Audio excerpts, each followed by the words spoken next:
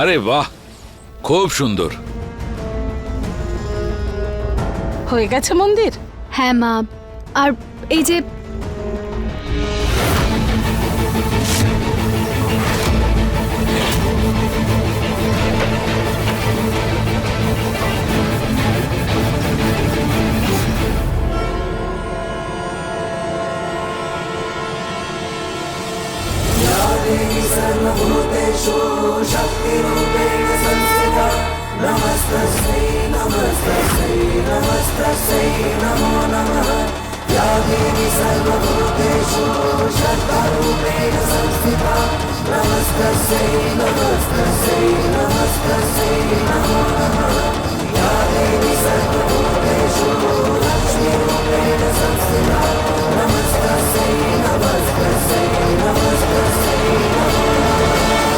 ভালো হলো আপনি ঠিক সময় চলে এসেছেন, না হলে দিদার মানত অপূর্ণ থেকে যেত। Thank you.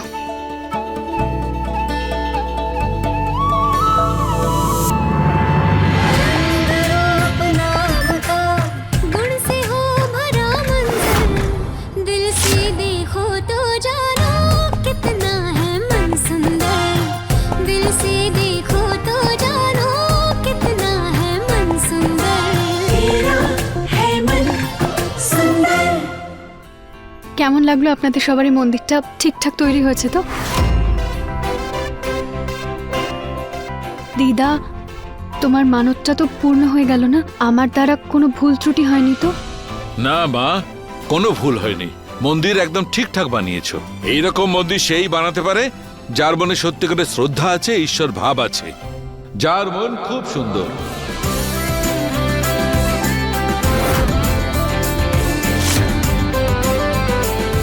ঠিক বলেছেন বাবা। আচ্ছা রুচিতা, তুমি কিন্তু ভীষণ ট্যালেন্টেড। কি সুন্দর মন্দির বানিয়েছো, তাই না মা? হ্যাঁ, কিন্তু এটা নিয়েই তো সারাদিন বসে থাকলে চলবে না। রুচিতা, গিয়ে হাত মুখ ধুয়ে নাও, অনেক কাজ পড়ে আছে বাড়িতে। হ্যাঁ মা, আমি এক্ষুনি চেঞ্জ করে আসছি।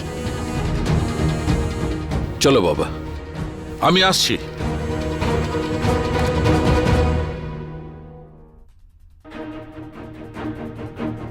নিহার, কি করছিস এখানে? তোর শরীর ভালো নয়, যা ঘরে গিয়ে বিশ্রাম নে। ঠাকুমা, কফি খাবো। আরে বাবা, আমাকে বলতিস, আমি তোর ঘরে পাঠাতাম।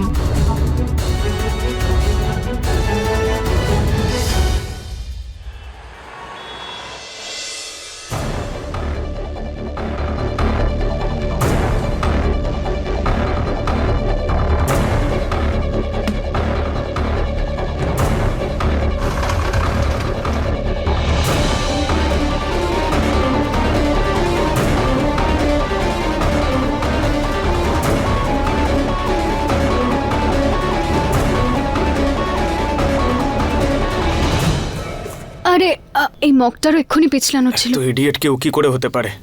সামনে ওয়াশ বেসিন রয়েছে, আর ওর এখন মগ দিয়ে মুখ ধুতে হবে। আউচ!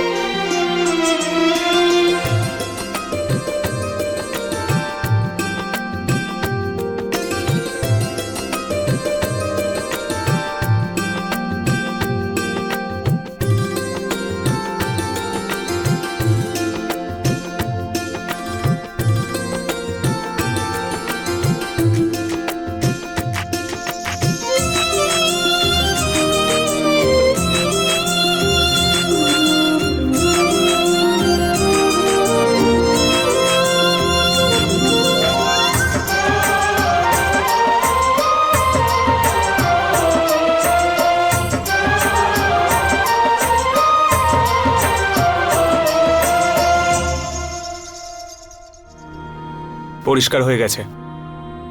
পরের বার থেকে ওয়াশ বেসিন ইউজ করতে পারো।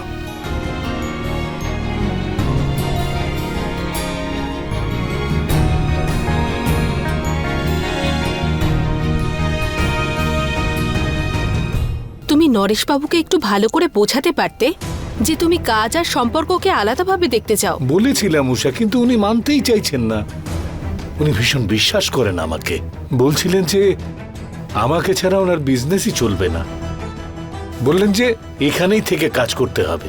আমি অনেক বলেছি, কিন্তু উনি মানছেনই না। আর ওনার শরীরটাও তো খুব একটা ভালো নয়, তাই না? তাই ওনাকে জোরাজুরি করাটা ঠিক মনে হলো না, তাই হ্যাঁ বলে দিলাম। হ্যাঁ বলেছো যখন ঠিক করেছো, কিন্তু তুমি একটা কথা মনে রাখবে, তোমার কাজের জন্য যেন রুচিতার শ্বশুর বাড়িতে কোনো সমস্যা না আর হয়। বাবা, হবে না, তুমি একদম চিন্তা করো না। বাবা, তোমার অফিসের ফাইলটা পাওয়া যাচ্ছে না, পুরো কভার দেখে নিয়েছি। আরে ওটা তো বিয়ের আগে রুচিতা কোথাও রেখেছিল। ওকে একবার ফোন করে দেখে নাও ফাইলটা কোথায় রেখেছিল। ঠিক আছে, আমি জিজ্ঞেস করছি। সকালেও ফোন করেছি কিন্তু ও ফোনটাই ধরছে না, জানি না কোথায় আছে। সকাল থেকে কথাই হয়নি ওর সাথে। ও তুই দাঁড়িয়ে আছিস কেন? বস, খেয়ে নে।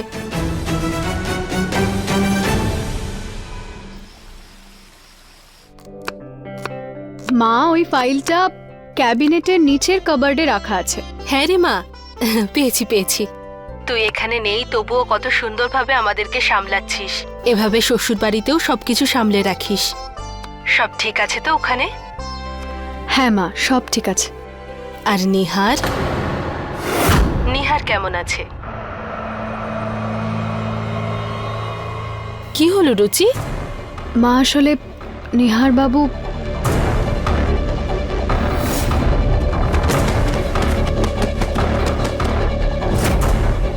কি? মা, নিহারের সাথে এত কিছু হয়েছে আর তুই আমাকে কিছুই জানাসনি? হ্যাঁ মা, টাইমই হয়নি। কিন্তু মা, উনি আগের থেকে অনেক ঠিক আছেন। আর দিদা ওনার শরীরের জন্য মানতও করেছিলেন, যেটা আমি পূর্ণ করেছি। মানত? কি মানত করেছিল রে? দিদা মানত করেছিলেন যে উনি ভগবানের জন্য মন্দির বানাবেন। বাড়ির উঠোনের মাটি দিয়ে ঠাকুরের মন্দির বানাতে হবে।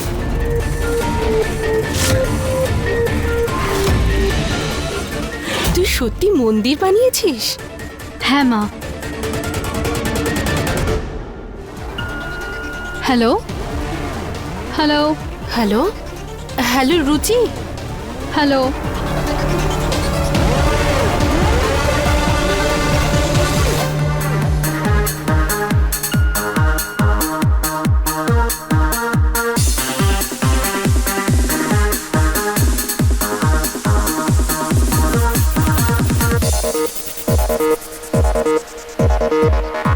নেটওয়ার্ক আসছে না কেন?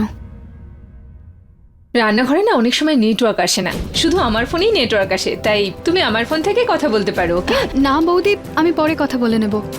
It's okay. আরে এমন কিছু বড় ব্যাপার নয়। তাছাড়া পিউ সারাদিন ফোন নিয়েই পড়ে থাকে, এই অজুহাতে নিজের হোমওয়ার্কটা তো করবে। দাঁড়াও,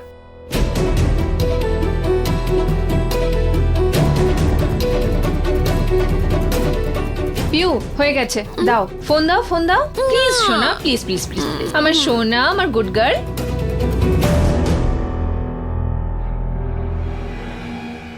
এই না, বেশ শান্তিতে কথা বলো।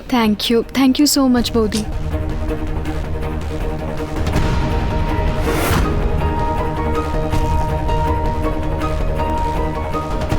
হ্যালো। আরে রুচি মা, ওই ফোনটা কেটে গেল। হ্যাঁ মা, ওই নেটওয়ার্ক ছিল না, তাই জন্য ঋতু বৌদি আমাকে ফোনটা দিলেন। মা, তোর বড় যা সত্যি খুব ভালো। না হলে আজকের দিনে কে কাকে ফোন দেয়?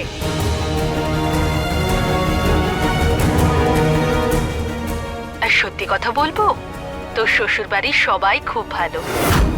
আমি তো ভগবানের কাছে অশেষ কৃতজ্ঞ যে তোর শ্বশুর বাড়িতে সবাই তোকে মেয়ে মনে করে। কিন্তু মা, এটা কেমন মানত যে সব কাজ তোকে একাই করতে হবে?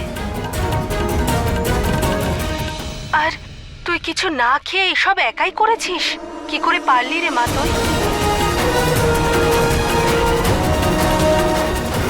হ্যাঁ মা, সামলানোর ছিল তাই সামলে নিয়েছি। এত কঠিন ব্রত পালন করে খিদে সহ্য করে সবকিছু করেছিস, এখানে তো 1 ঘন্টাও খিদে সহ্য করতে পারতিস না। মা তুই ঠিক আছিস তো? তোর শরীর টরীর খারাপ হয়নি তো? আর তুই কি এখন কিছু খেয়েছিস নাকি? হ্যাঁ মা, আমি ঠিক আছি। সবার সাথে খাবো তো একটু পরে। আর আজ তুই খিদে সহ্য করে সবকিছু করে ফেললি। তুমিই তো বলো একটা বাড়ির রান্নায় কতটা লবণ হওয়া উচিত, কতটা মশলা, সেটা শুধু পরিবারেরই জানা উচিত, বাইরের লোকদের নয়। আর এখানে তোমার আদরের বৌমা লবণ মশলার মাত্রার সঙ্গে সঙ্গে পুরো রেসিপিই বলে দিচ্ছে। কি ভাববে ওর বাড়ির লোকেরা? এটাই যে আমরা ওকে ঠিক করে খেতে দিই না, উপোসী রাখি, এত কাজ করাই।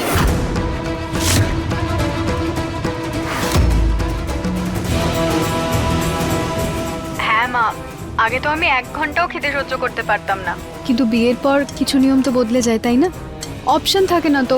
এত কঠিন ব্রত পালন করে এখনো কাজ করছিস মা? কাজ তো করতেই হবে মা, এটা তো আমার দায়িত্ব। এটা শেষ করেই বিশ্রাম নেব। মনে হচ্ছে যেন বাড়ির কাজের লোকদের আমরা ছুটি দিয়ে দিয়েছি, বাড়ির সব কাজ যেন ওই করছে। অসহ্য। এটা তো রুচির গলা। তার মানে আমি ফোন ডিসকানেক্ট করতেই ভুলে গেছি। আচ্ছা ঠিক আছে, তুই মন দিয়ে কাজ কর। আর হ্যাঁ রুচি, শোন, বাড়িতে একটু সাবধানে থাকবি। এমনটা যেন না হয় যে নিহারের মতো সিঁড়িতে তেল পড়ে থাকার জন্য তুইও পড়ে গেলি।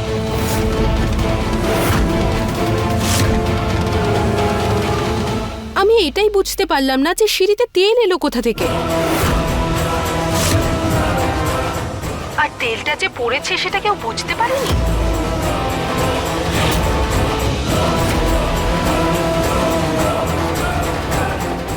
এসব কি ধরনের কথা?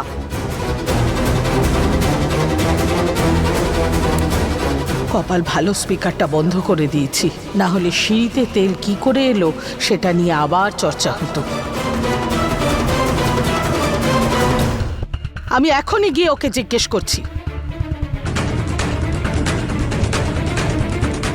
হ্যাঁ মা, ওটা হয়তো ভুল করে পড়ে গেছে কারোর হাত থেকে। রুচিতা, তোমার সাহস কি করে হলো বাপের বাড়িতে আমাদের নামে নালিশ করা?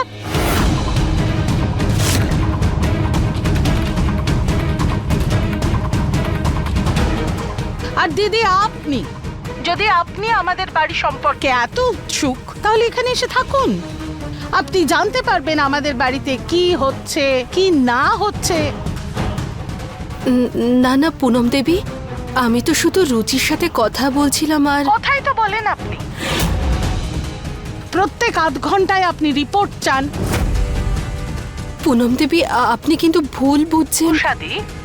কন্যাদান হয়ে গেলে মেয়েরা পর হয়ে যায়, আর পরের জীবন নিয়ে এত উৎসাহ ভালো না।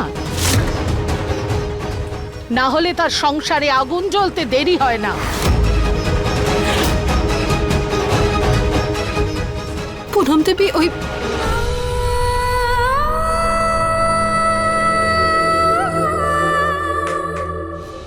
আর তুমি চলো আমার সঙ্গে। মা, আজ পর্যন্ত আমাদের পরিবারের কেউ এমন করেনি। তোমার এত সাহস, তোমার এই সমস্ত জিনিস জানা উচিত।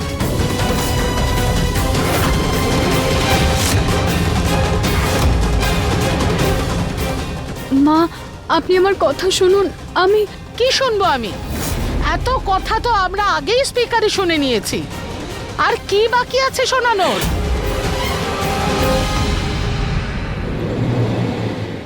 না মা, আপনার কোনো ভুল হচ্ছে। আমি নর্মাল কথা বলছিলাম। আর আচ্ছা, নর্মাল কথা তো আমাদের বাড়ির মানত তোমার কাছে নর্মাল হয়ে গেল। এই কথাটা তুমি এমনি বলে দিলে তোমার মাকে। কি ভাবছেন তোমাদের বাড়ির লোক যে আমরা তোমার উপর কত টর্চার করি? তোমায় খেতে পর্যন্ত দিই না। তোমার কথা ভাবেই না এ বাড়িতে কেউ। হ্যাঁ না মা, আপনার তুমি কিছু বলবে?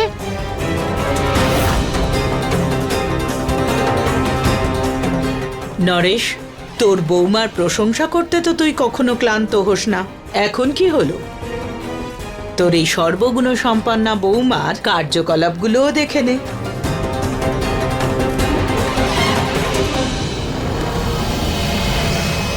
এই আওয়াজ কিসের আসছে?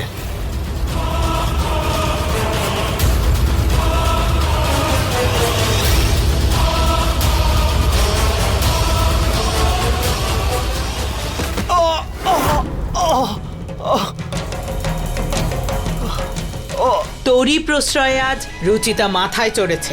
মেয়ে মনে করিস না ওকে, কিন্তু রুচিতা না তোকে বাবা মনে করে আর না আমাদের তার পরিবার। তাই জন্য ওর মায়ের সাথে এই সব কথা বলছিল। দিদা, এরকম কোনো ব্যাপার নয়। বাবা প্লিজ আমায় বিশ্বাস করুন। আরে বলো না প্লিজ, আমাদের উচিত ওকে বলার সুযোগ দেওয়া। না হলে কালকে বাপের বাড়ি গিয়ে এই কথা বলবে যে আমরা তো ওর কোনো কথা শুনেই না। মা, আপনি কি সব কথা বলছেন? আপনার অনেক বড় ভুল হচ্ছে। বাবা,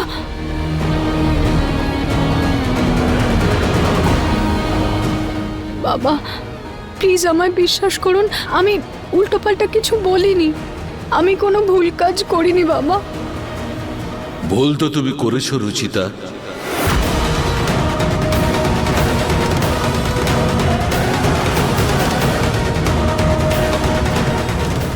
আমাদের বাড়ির কথা তোমার মাকে বলা উচিত হয়নি। যেমন আমরা কখনো জিজ্ঞেস করি না তোমার বাপের বাড়ি কি হচ্ছে, তেমনি তোমারও কোনো অধিকার নেই যে তুমি তোমার মাকে বলো তোমার শ্বশুর বাড়িতে কি হচ্ছে। এই বিষয়টা আমি খুব ঘৃণা করি, আর আজ তুমি সেটাই করে আমাকে খুব কষ্ট দিয়েছো।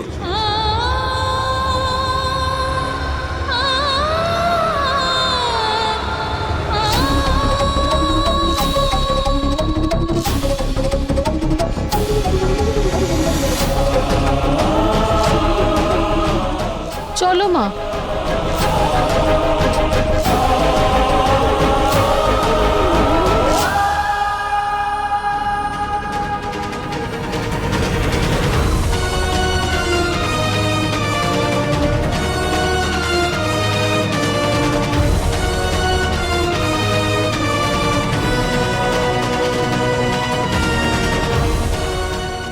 যেমন আমরা কখনো জিজ্ঞেস করি না তোমার বাপের বাড়ি কি হচ্ছে, তেমনি তোমারও কোনো অধিকার নেই যে তুমি তোমার মাকে বলো তোমার শ্বশুর বাড়িতে কি হচ্ছে।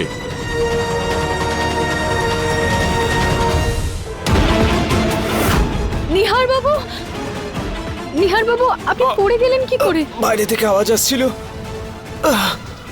দেখার জন্য উঠছিলাম, তাই খুব জোরে স্লিপ করে পড়ে গেছি।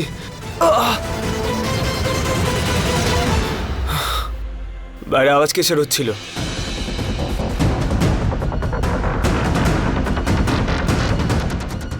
প্রিয়া লাফালাফি করছিল, তাই সবাই হাসাহাসি করছিল, সেটারই আওয়াজ আসছিল হয়তো।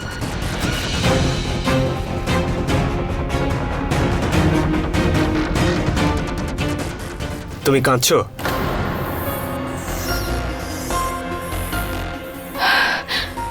না না, সবাই এত হাসাহাসি করছিল না, হাসতে হাসতে চোখ দিয়ে জল বেরিয়ে এসছে।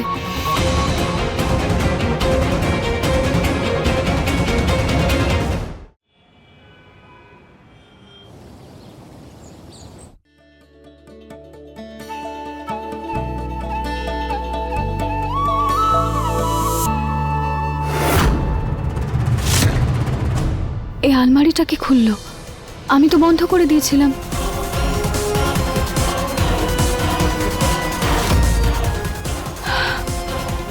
আমার জামা কাপড়গুলো কোথায় গেল? সকালে তো এখানেই রাখলাম, কোথায় গেল ওগুলো? নিহার বাবু, আপনি আমার জামা কাপড় দেখেছেন? মায়ের দেওয়া শাড়িগুলো একটাও নেই এখানে। জামা কাপড়ই তো এখানেই কোথাও আছে, পেয়ে যাবে।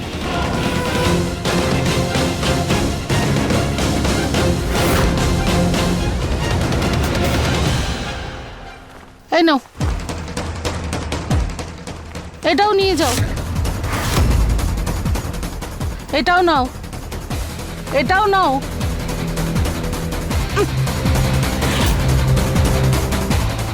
নিয়ে যাও এই সব শাড়িগুলো। একটাও যেন এখানে দেখতে না পাই। এই সব শাড়িগুলো না তোমার বউকে ভালো মানাবে, ওকে দিয়ে দিও। আমাদের বাড়ির বউরা এইসব পরে না। একদমই, এই সমাজে আমাদের পরিবারের একটা সম্মান আছে। একদম মা, যেটা আমাদের স্বভাবের সাথে সাথে কাপড়েও থাকা উচিত। যা খুশি তো আমরা পড়তে পারি না।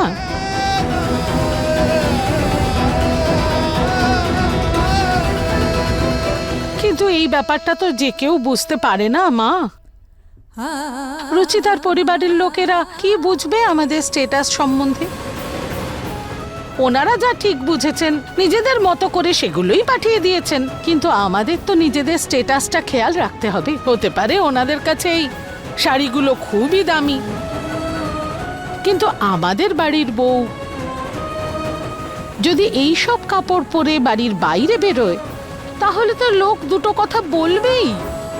সেই জন্য ভালো হবে কাপড়গুলো এখান থেকে দূর করে দিলে। হ্যাঁ, আর রুচিতাকে আমরা যে শাড়িগুলো দিয়েছি সেটাই পরতে বলবো। দীপক, এই সব জামা কাপড়গুলো নিয়ে যেও। আচ্ছা ঠিক আছে ম্যাডাম।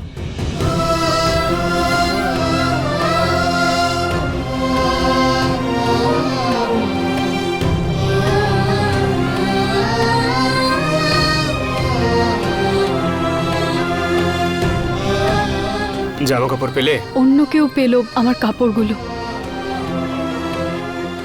আমার ঠাম্মা, আমার মায়ের স্মৃতি, তাদের ভালোবাসা সব দিয়ে দেওয়া হলো।